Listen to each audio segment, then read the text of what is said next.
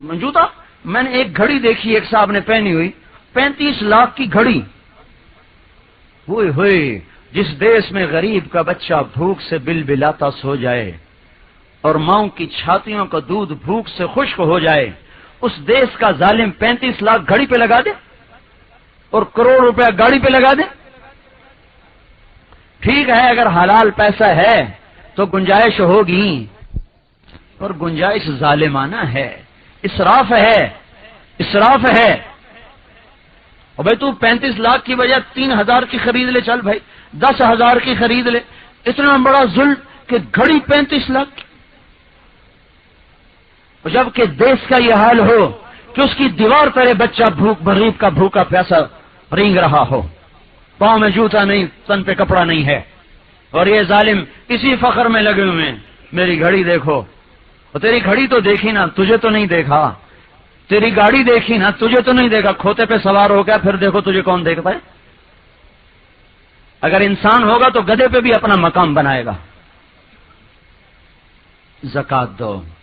ذمہ دار عشر کیا ہے؟ جن زمینوں کو بارش کا پانی ملتا ہے اس میں 10 من پہ 1 من غریب کا. جس زمین کو نہر اور کنویں کا پانی ملتا ہے اس میں 20 من پہ 1 من غریب کا. اگر 100 من مونجی آئی ہے تو 5 من غریب کو دے دو، 95 آپ کے حلال ہو گئے. 1000 من آئی ہے تو 50 من غریب کو دے دو، 950 حلال ہو گئے. اب گندم کٹنے کو ہے، اگر اللہ تعالیٰ 1000 من دیتا ہے تو 50 دو، 100 دیتا ہے تو 5 دو، 200 دیتا ہے تو 10 دو، 300 دیتا ہے تو 30 دو. یہ اللہ تعالیٰ نے غریب کا حق رکھا ہے. اللہ تبارک و تعالیٰ اپنے بندوں پہ مہربان. مالدار کو یہ نہیں کہا کہ 90 ادھر دے 10 تو رکھ. وہ کہتا 50 غریب تو کہ 50 تو رکھ. نہیں کہ 2.5 دے دے بس. اور ہمیں کہا 5 من 100 من میں سے تو جاتے نظر بھی نہیں آتے. اب 5 من 100 من کی ڈھیری سے نکال دو، پتہ ہی نہیں چلتا. اگر وہ غلہ نہیں دیتے اتنے پیسے دے دو، بس 5 من گندم دے دو یا 5 من کے پیسے دے دو، برابر ہے.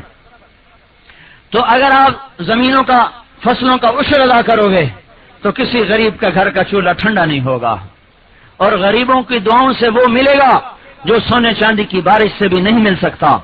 اس لیے میرے بھائیو، غریبوں کی دعائیں لے لو، تمہیں اللہ کا واسطہ